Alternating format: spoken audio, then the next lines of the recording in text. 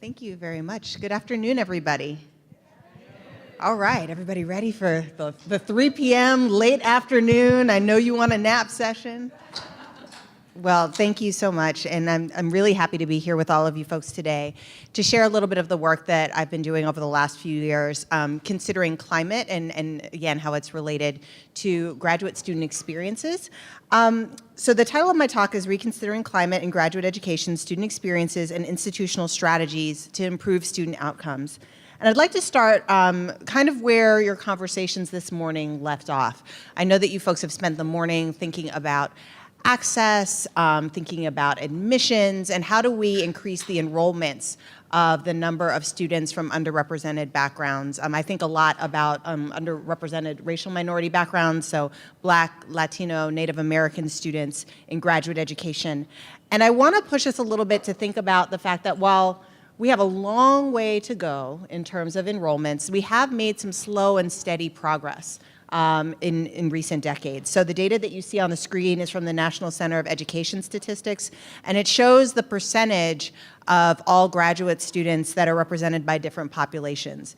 So we see that over time, if we compare 2000 to 2008, there has been some growth in the percentage of graduate students who are African American, who identify as Latino, or who identify as Native American. Native American numbers have been stalled for a very long time and are under 1%, and we really need to do more work in that area in particular. But as we think about and talk about this growth, I think it's important for us to continue to have conversations about admissions, but also not to forget about students once they actually enroll in their programs.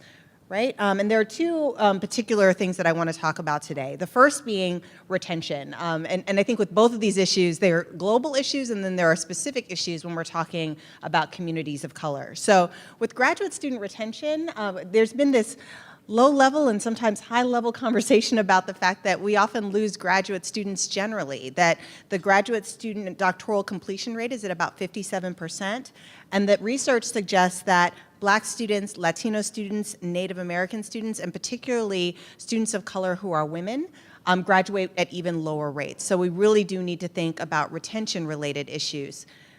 In addition to retention, I'm increasingly thinking about how enrollments and retention are connected to the diversity in the professoriate. So when we look at faculty representation and whether or not there are changes in the diversity in the professoriate, an effort that we've been spending a really long time and a lot of effort really trying to reconsider how to make movement on that particular area, we see that there's been very little change in terms of faculty diversity. That over the last 30 years, the number or the percentage of faculty members who are Black, Latino, or Native American has grown from 7 to 11%, right? So that's not very much growth over a very long period of time, considering the amount of time and energy and resource that we're placing. So I think for me, this really turns our attention to thinking more critically about what's happening in graduate programs and how students are experiencing those environments, in addition to our efforts to bring in more diverse populations. So I'd like to turn our attention to thinking about climate as one of the reasons why we might see some challenges and some difficulties in terms of retention and see lower numbers or smaller percentages of students expressing interest in pursuing faculty careers. So when we talk about climate, it might be a term that you've heard thrown around quite a bit, and it really comes from organizational learning and organizational development. And it was really brought to the field and the conversation about diversity and equity in higher education by Sylvia Hurtado, Jeff Milam, Alma Clayton-Pedersen, and Walter Allen. And in 1998 and 1999, they really pushed us to think about the multidimensional nature of climate, which can be understood as the attitudes, behaviors, and beliefs in a campus community around issues of diversity. The short litmus for this is really like, how does the campus feel? Does it feel welcoming? Do you feel like you have a sense of fit? Do you have a feeling that you have a sense of belonging? And while we can look at questions like that across an entire campus community and see that, hey, students are pretty satisfied and they feel like they fit, often when we disaggregate that data by racial and ethnic identity, we find that students of color report lower levels of fit and a less positive perception of the campus climate. Researchers over the last several decades have shown that climate can have a powerful impact on students' experiences and outcomes. That ultimately, climate has been linked to retention and achievement. It's been linked to the development of habits of mind and lifelong learning. And finally, it's been linked to competencies and the ability to navigate in a multicultural world. So for students that have exposure to a very positive campus racial climate, we see positive outcomes across all of these three things. But for students who have exposure to more negative or more hostile or more chilly climates, we see that they're less likely to be retained, they report lower levels of achievement, and in particular, there's been such a rich conversation about the benefits of diversity in learning that when you're exposed to people from different perspectives than your own, that our thinking is better, that we're able to be more innovative, that we're able to be more creative, that we're able to critically solve problems in a better way. If we just bring together folks from diverse backgrounds and don't create inclusive climates, then ultimately that learning doesn't take place. So that the climate piece is really the piece that we need to be focused on and thinking about. I would also say that while climate models have been focused on undergraduate education, it's been less likely been the focus of study in graduate education or using climate frameworks as a model. So increasingly, colleagues are looking towards how do we take these climate ideas and these climate frameworks and use them to understand what's happening in graduate education. Ultimately, it functions a little bit different than undergrad education, right? We might talk about campus racial climate in undergraduate education, but more often in the graduate world, I find myself talking about the climate of science as an enterprise or the climate within a particular department, a program, or a laboratory. So you'll hear me talking about climate in those ways today. So when we look at the work that Sylvia Hurtado and Jeff Milam in particular have done to expand our notions of climate and what it is and how we measure it and understand it, they talk about the different factors and forces that ultimately influence that climate, that way that folks feel in a campus environment. First, they acknowledge that there are external forces outside of whatever context we're talking about, there's gonna have an influence on the climate that folks experience, right? So if we think about current government policy, if we think about the region of the country that we live in, that ultimately those things are going to have an influence on what happens in campus communities. And we have to acknowledge that, and we have to keep that in mind. However, they also talk about the multiple internal forces that ultimately can have an influence on a climate. The first one is often the first one that campuses, programs, departments turn to that in many ways you folks are having a conversation about today in terms of improving climate, and that's compositional diversity. So it's literally counting numbers. How many people do you have from each group present in an environment? And while that ultimately does have an influence on climate, that ultimately does create those conditions that allow diversity to really be actualized and for that learning, that really rich learning to take place, there are all these other dimensions that we have to think about. One of the least studied in higher education research is the historical legacy of inclusion or exclusion in the campus community. It's really hard to totally change a ship or move a ship in a different direction when it has a history of being an exclusionary place, right? So I think about my own campus. The University of Maryland was a segregated institution, so it took them years to really think about and talk about what did that mean in terms of creating a hospitable climate now for Black students. The ones that we more often talk about are the psychological climate, the behavioral climate, and increasingly talking about organizational climate. So psychological climate is often how we measure climate to begin with. It's how the environment feels to people. Does it feel warm? Does it feel chilly? Does it feel inclusion? Do you feel a sense of inclusion? Does it feel exclusionary? So when we ask folks like how do they feel in an environment, do they feel welcome, we're asking them about the psychological climate.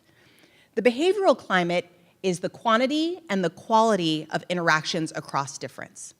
So we're really trying to get a sense of who do folks collaborate with? Who do they talk to inside the laboratory, outside of the laboratory? What is the quality of their relationship with their principal investigator, not just do they have a mentor? So really trying to get a sense of what do those interactions look like across difference in a meaningful way. And then finally, increasingly, folks are looking at how structures and organizations can also feed into climate, how things like admissions policies ultimately can influence the environments that folks are in, and how things that may appear value neutral may ultimately disadvantage communities of color because they're long-standing policies or that they don't necessarily take into account different disparities that might take place in certain communities, right? So I imagine you folks talked a good bit about the GRE this morning, how an emphasis on the GRE, for example, could disadvantage or create a more hostile climate for students from underrepresented backgrounds. An example that I often use is if a student union was allocating student space based on the length of time that that organization was on campus, and it was a campus like mine, the University of Maryland, which was once segregated, and all of these very old student organizations would have priority in choosing space, then organizations that serve students of color would naturally be last in line because they haven't been on campus as long because the campus used to be segregated. Does that make sense? So something that on its face seems very fair ultimately can end up disadvantaging certain groups of students. So when we turn to using these dimensions of climate, this notion of climate as a tool, we can get a better understanding of some of the things that might be happening in terms of career development for graduate students once they're enrolled and how they make decisions about whether or not they want to stay in the academy, as well as these larger questions of retention. So today I'm going to talk about two different studies that I've been working on with colleagues at multiple institutions. And the first is having a conversation about what climate experiences look like and how they can influence career development for a group of African American scientists. The second study I'm going to talk about is on how institutions can start to think about addressing climate. And we're going to talk about graduate diversity officers, so individuals who have been hired into administrative roles, who have been put in place to help think about retention-related issues and how they think about climate in relation to their work. So the first study I've done in collaboration with Kenny Gibbs, John McGreedy, Jessica Bennett, and Shelvia English, and want to acknowledge them and their hard work, and also thank the Borough's Welcome Fund for their generous funding. And the second study I'm going to talk a little bit about was done in collaboration with Marcelo Muniz, Lorella Espinosa, and Ed Smith, and was funded by the NASPA Foundation and Penn State University. So just want to acknowledge everybody before I get started. Okay, so first we're going to talk about this study about African American scientists and their experiences and their career development and how climate is related to that picture. So, oh, that did not show up nearly as well as I thought it would.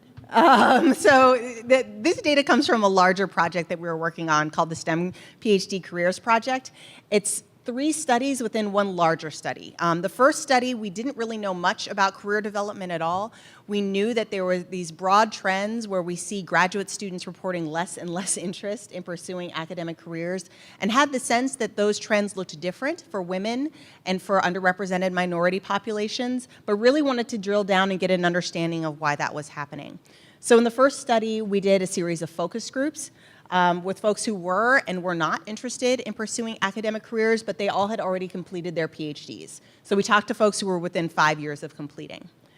We used that data from our focus group study to develop a quantitative instrument that we ultimately administered to almost 1,900 individuals who had already completed their PhDs. Many were postdocs, not all were, but they had all completed their PhDs in the last 5 years. And we were asking those individuals to reflect back on their experiences, what drew them to graduate school, what were their interests at different points in time, what was the climate like in their labs as graduate students, as postdocs, to really start to try to quantitatively measure how did folks' interests change over time and what factors and forces might be leading to some of those differences.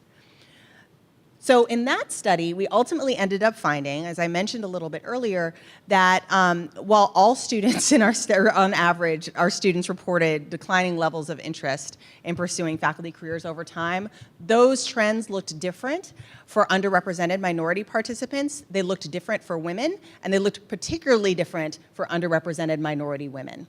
So over time, groups that were underrepresented in the academy reported greater declines in their interest, with underrepresented minority women reporting the lowest levels of interest in pursuing faculty careers by the current time point that we were assessing.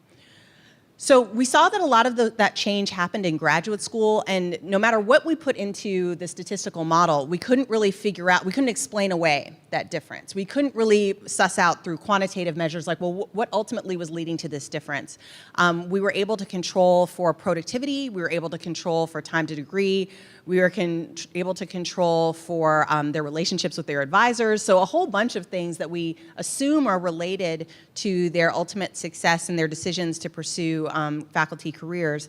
So we ultimately went in with study 3 and did in-depth interviews with almost 70 participants, a diverse group of folks, again, who had very diverse career interests to get a sense of how they actually made decisions over time. What different experiences did they have that made them more or less interested in pursuing faculty careers? So for this particular study that I'm going to share with you folks today, we asked 2 questions. The first being, how do Black science PhDs describe and navigate the racial climate in their laboratories, graduate programs, and the broader scientific community? We wanted to add to that, that wealth of literature to get a better understanding of what does climate actually look like in someone's graduate program versus on a campus-wide level.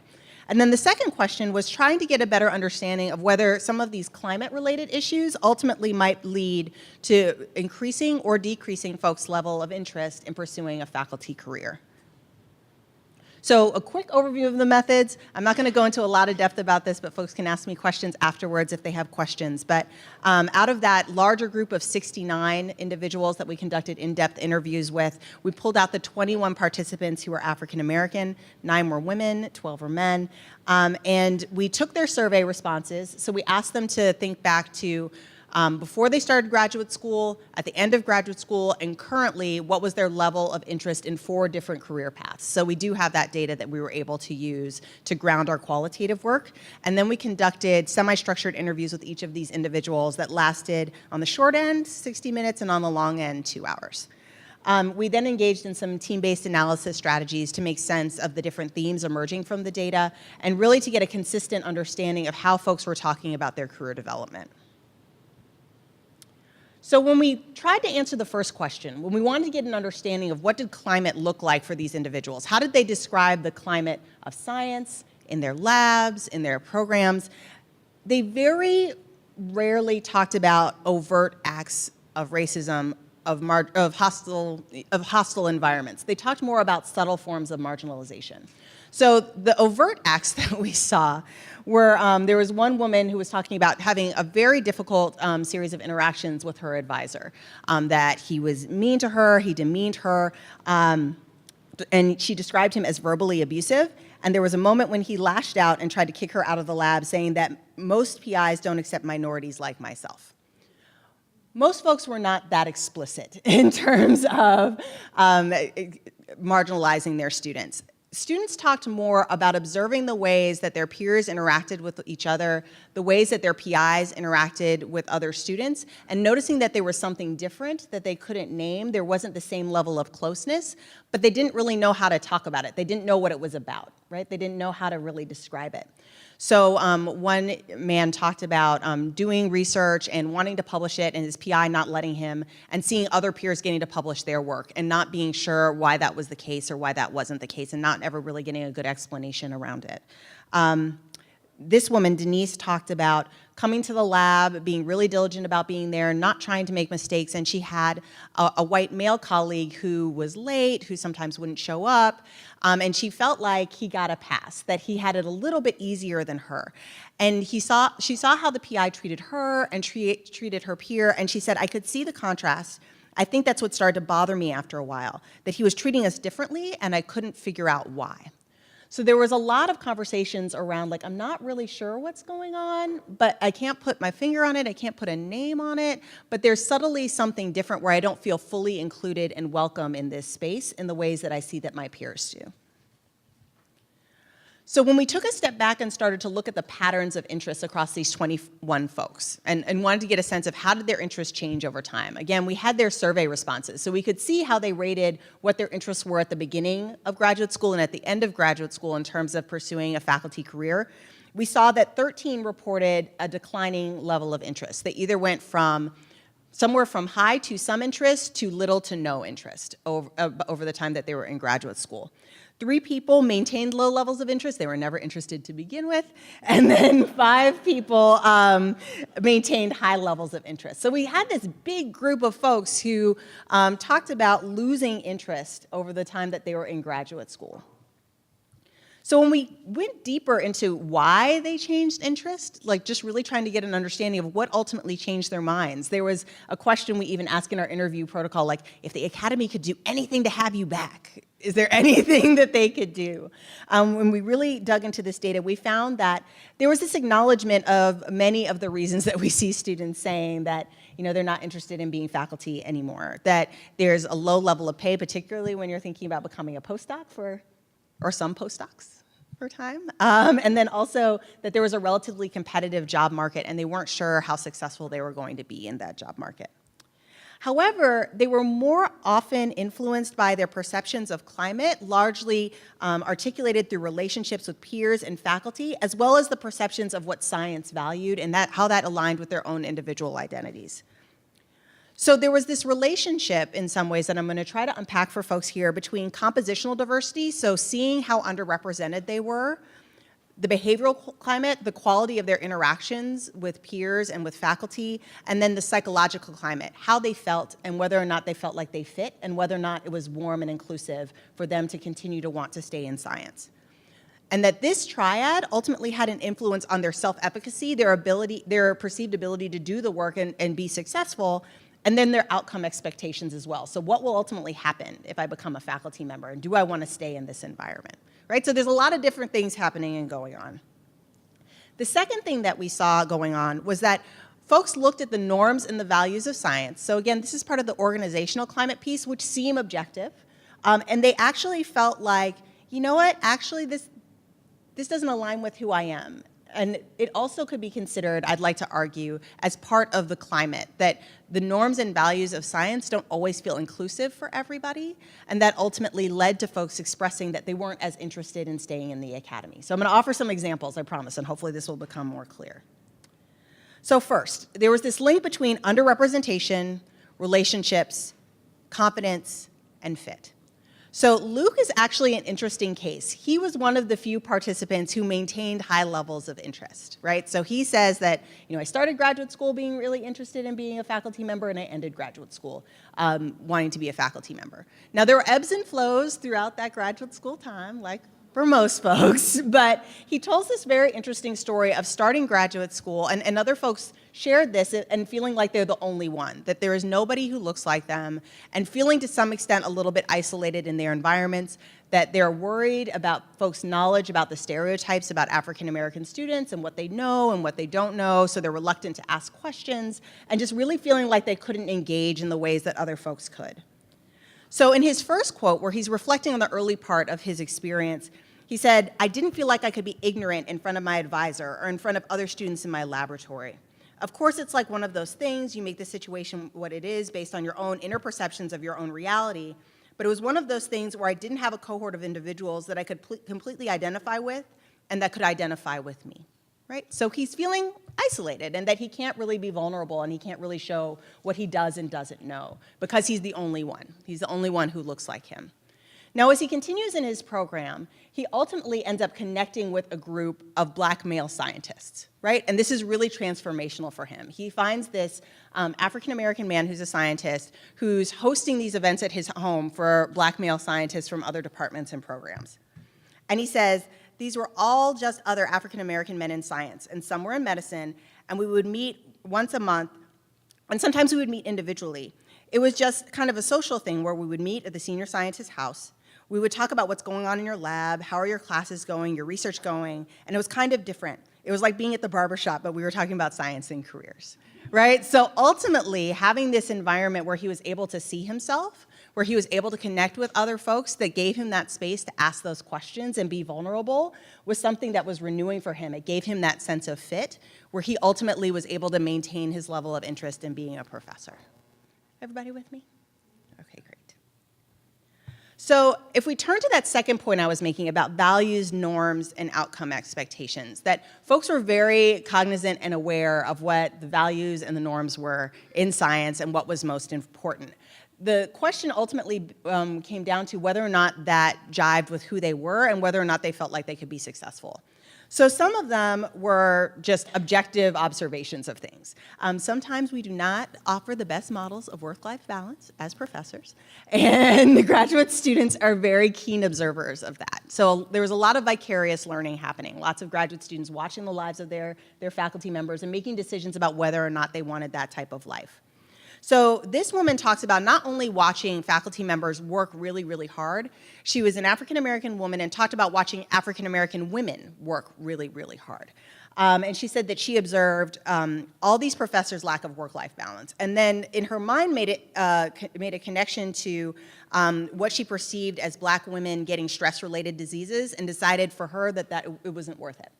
That ultimately, I don't care about the number of publications and the number of grants. I wanted to have a life. So for her, the level of work life was not just an objective thing that she saw, it was very much connected to identity and her own health and her well-being and her decision about whether or not she fit. The participants also talked quite a bit about their perception of the balance of the work that they would do, feeling a love for research, enjoying research, having that be what drew them to the bench, but ultimately that many of them decided that they were in love with one of two things, either teaching or doing very practical research, that they wanted to solve very specific problems, and they weren't sure that they were going to be able to do that if they stayed in faculty careers. So this first quote here, I really love it because you can see her going back and forth in her mind about whether or not she'd like to be a faculty member. She ultimately reported that she didn't have interest in being a faculty member on her survey, but when we talked to her, she said that she was torn and that I want to do it because I really want to mentor and work with students. I want to teach. I like teaching. I like being in front of a group of students and talking to them about research, but I don't love research. But I really like doing the research. Not even like, I really love it, you know, just having an impact on people. So for her, it was really trying to make sense of, as an individual, where she wanted to be able to balance her time. I think some of the slight differences, though, is that we saw some of our participants taking that one step further and saying that they not only wanted to teach students, they wanted to contribute to increasing diversity in their field, that they wanted to reach out and teach and mentor underrepresented populations, and they felt like there was no space for that and no room for that if they wanted to be faculty members. So we see in this quote from Jaden, my focus now is trying to take my understanding of science and using that for something that's more, I guess, immediately gratifying and immediately applicable. So instead of having some esoteric paper be cited by someone 20 years from now and maybe used for something that will lead to more science, I want to use it for things like, you know, science education or, you know, let's say an increase in the number of underrepresented students in the sciences. So not being able to see ways that they could really live out these values within an academic career ultimately seemed to influence folks' interests away from having these particular positions. So if we think about like where does this leave us, right? And we can discuss that more in a little bit. But I think that ultimately our work on this particular study has really pushed us to rethink inclusion and sense of belonging and what it means. That oftentimes when we talk about climate, we're looking for the big, horrible, terrible things. And it doesn't seem that that's what our participants are talking about. They're talking about the difference between not being fully excluded, but just not feeling included. And what does that mean for us to be mindful of not only not excluding people, but actively including them and making sure that they feel a part of things.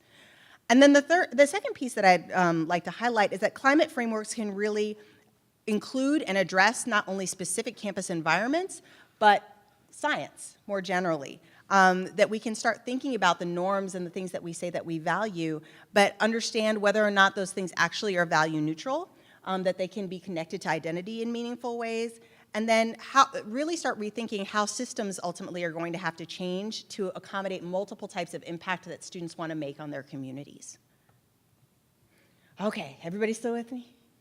Okay, so we're going to shift a little bit and talk about efforts to actually address climate. So folks who have been hired in particular positions in campus communities to try to promote diversity in graduate education and how climate fits into that work.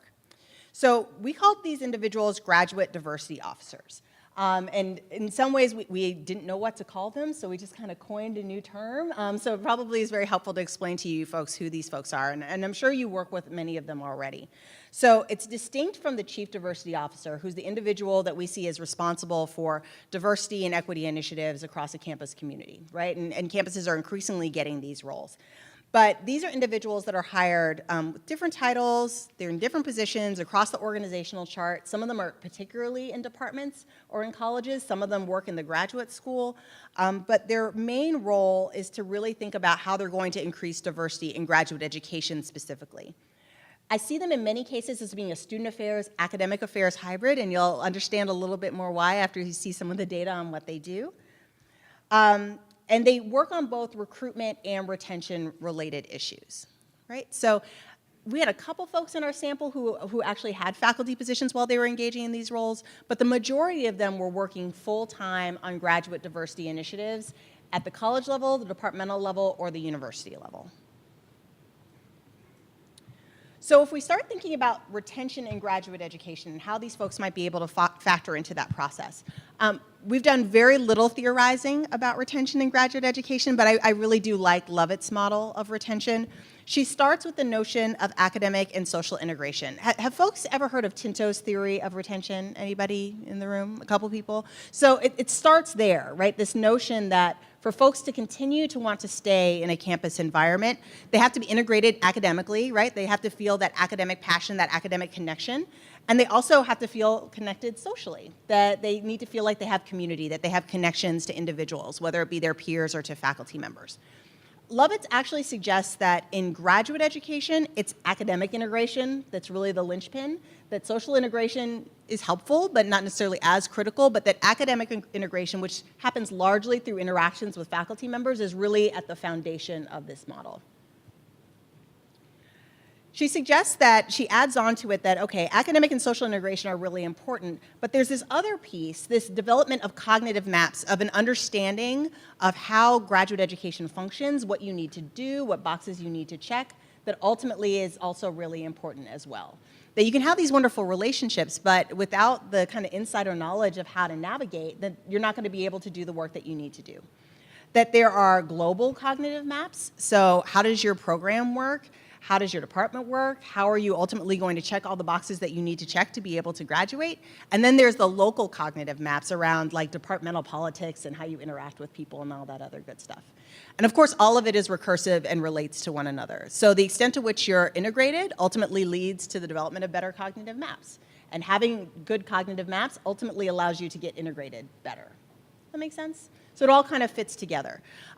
So while Lovett's model offers us a really great framework, she doesn't talk as much about identity, and she doesn't talk as much about climate. So she offers us this way to understand how folks can navigate through graduate education and ultimately be retained, but doesn't talk as much about how climate or identity might interfere with some of these processes. So we looked back at our data that we collected from these graduate diversity officers. There were 14 of them. It was a national sample. They were at 11 different institutions. So some of them, we talked to a couple folks who were all at the same institution, and there would be like an institutional level person and a couple people in like different departments or programs. And it was a qualitative multi-case study. So again, we conducted interviews and we collected a demographic questionnaire from them.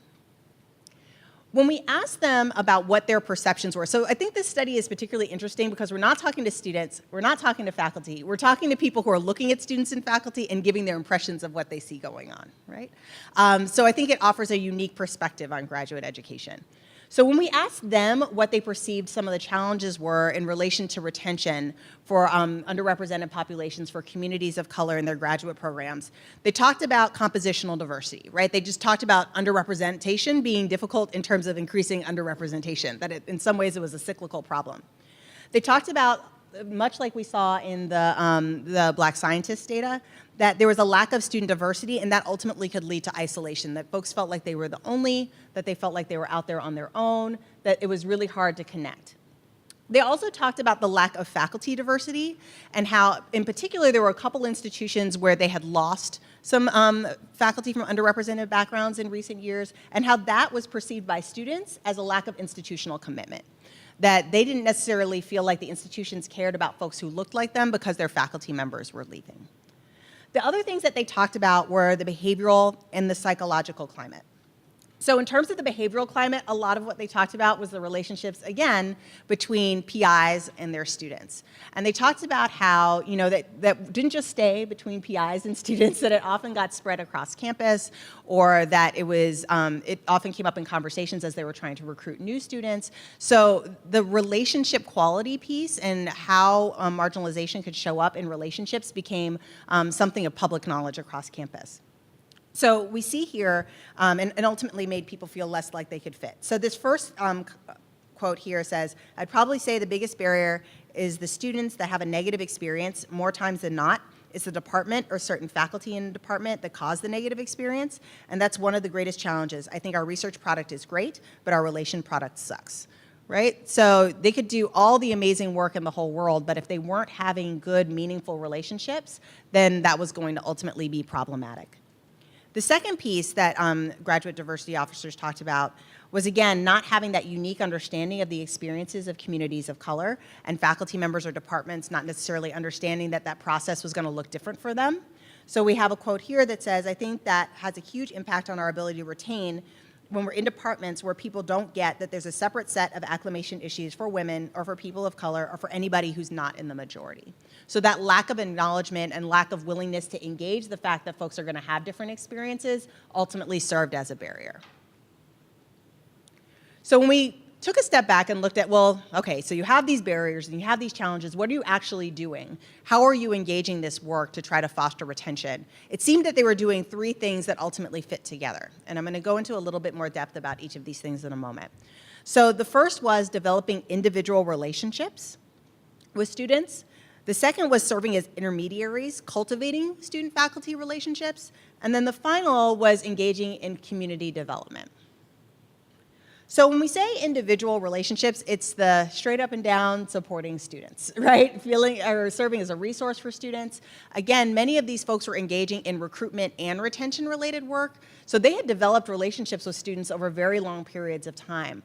And they had become a trusted counselor to these students in many cases. So students would come in and share their challenges with them, and these individuals very much felt like part of their relationship, and this is more the student affairs piece, was to be there to support students and to kind of help them along.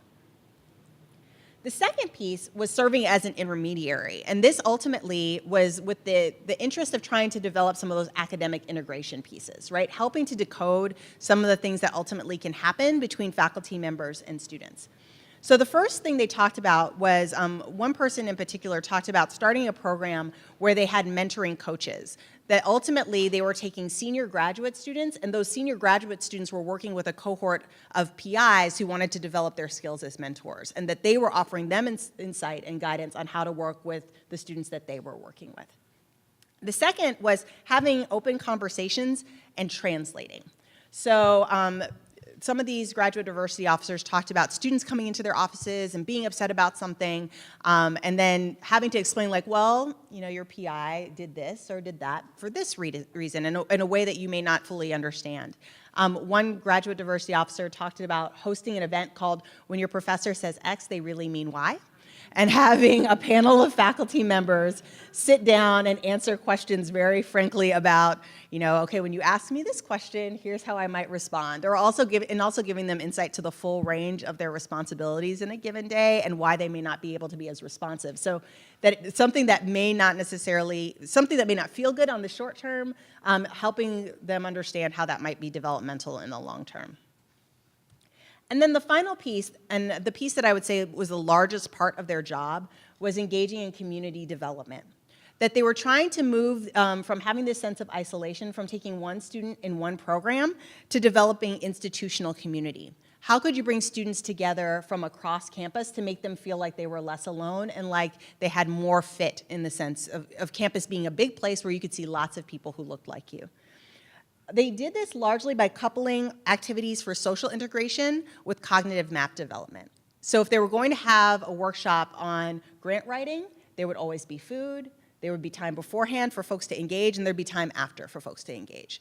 It was rare that it was just, we're going to provide you with some information and send you on your way, or we're just going to have a social event. It was almost always that these activities were coupled together to help students develop relationships and also develop insights and information. So, as they engaged in these 3 different components, what stood in their way and what was the most challenging? First, that they were overworked. That they felt like there was a really inconsistent institutional commitment and felt like because they were responsible for graduate diversity, that they were responsible for graduate diversity. That oftentimes there weren't other folks who were contributing and chipping in, and they had to focus on it on their own. As you see here in this quote, "It just can't be my job. It's too big a job. It's a lot for one person." They also talked about struggles with faculty relationships. Again, they acknowledged that this academic integration piece was really important and was something that they couldn't do on their own. They could serve as intermediaries, they could try to help support students as they engaged with faculty members, but they couldn't serve as a replacement for a faculty member or for a PI, that relationship was really important, and that ultimately it required a faculty member to be committed and engaged. They talked about, again, similar to the quote that you saw earlier, a lack of support and understanding of the unique challenges facing underrepresented minority students, and that it was really difficult to form collaborations with faculty members unless it was near the time for grant submission or renewal. That often was a critical time to get engaged with faculty because they needed to say on their training grants that they had worked on diversity recruitment, diversity outreach, diversity retention types of activities. And that often was the prime time to get a faculty member to make a commitment to collaborate with you.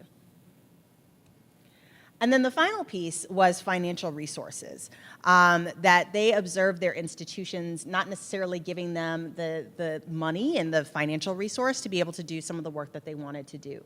Several of these individuals were hired on soft money, so their positions weren't necessarily permanent.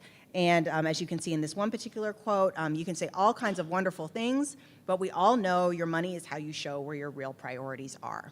So they really were calling for their institutions to commit their time and their talents and their resources to being able to do this work very well. So for this particular study, some insights, some lingering questions that we had.